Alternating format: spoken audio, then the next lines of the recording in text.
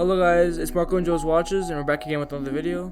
Today's video is about the 4 things you should look out for when buying your first watch or pocket watch. One is we got the obvious question, or not obvious, not for some people, but some people it's obvious.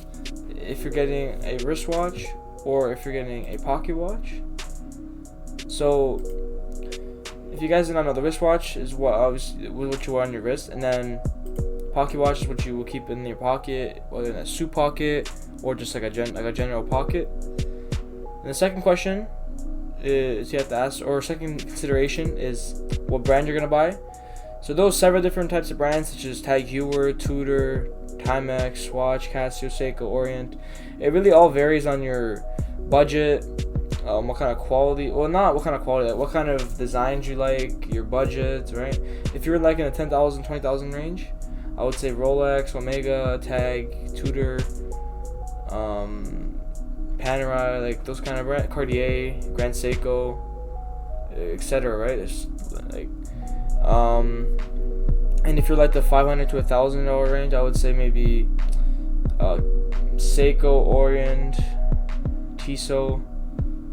Actually, yeah, I forgot to mention for the other range, $5,000 to $10,000 range, it's also Zenith too, and like all the other brands. A lot of the brands here are in the $5,000 to $10,000 range. And then yeah, for the $500 to $1,000 range, you got, as I said before, Seiko, Orient, and Tissot, and yeah, and maybe Longines if you can find a good. And Tag, maybe if you go use route for Tag and Longines, you can probably get it for that budget. And yeah, and Citizen.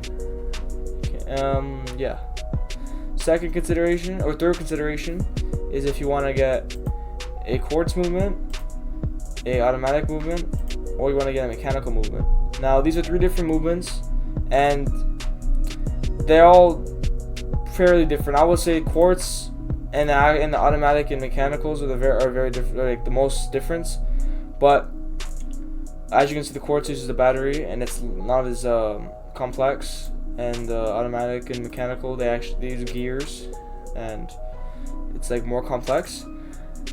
And the issue with quartz, like the good thing about, I guess, quartz is that you don't have to like really service it, you just change the battery and that's it. But if something happens with the quartz watch, it is easier arguably to fix a mechanical or an automatic or mechanical watch, because if you're a watchmaker, you know what parts to change. But however, if it's a quartz watch, there's not really that much parts here that you can really change. It's like phones, like changing a battery or changing the motherboard on a smartphone. It's kind of like that.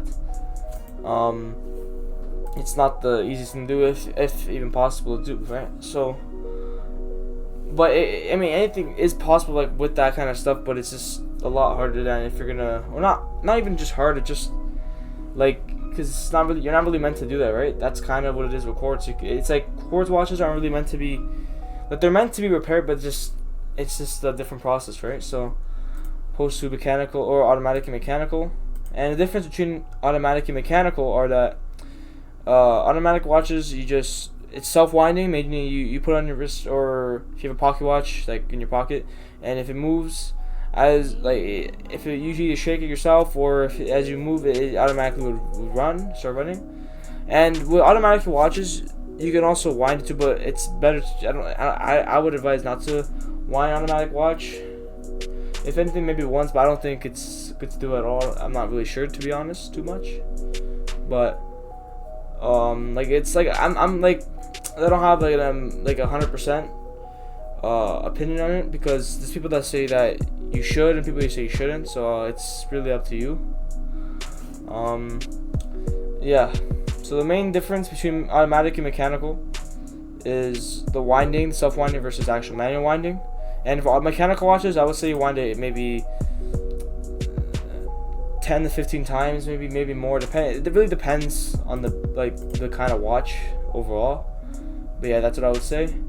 Then number 4, last but not least, number 4, we got if you want to buy a leather strap or a stainless steel strap. Now, this is all, I guess, personal preference based on what kind of designs you like. For example, the leather strap, if you want like a more dressy kind of look, I would go for leather strap. However, if you're going for like more like a sporty maybe kind of look, I would go for stainless steel.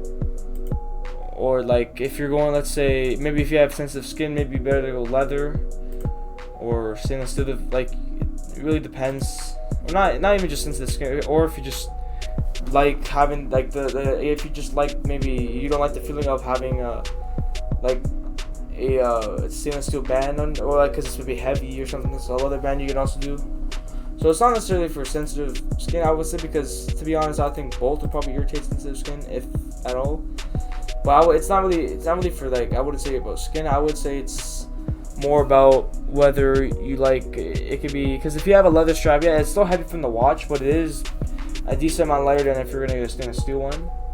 So yeah, those are the 4 things I will consider when buying your first wristwatch or pocket watch, or just any watch in general. And yeah, thank you guys for watching.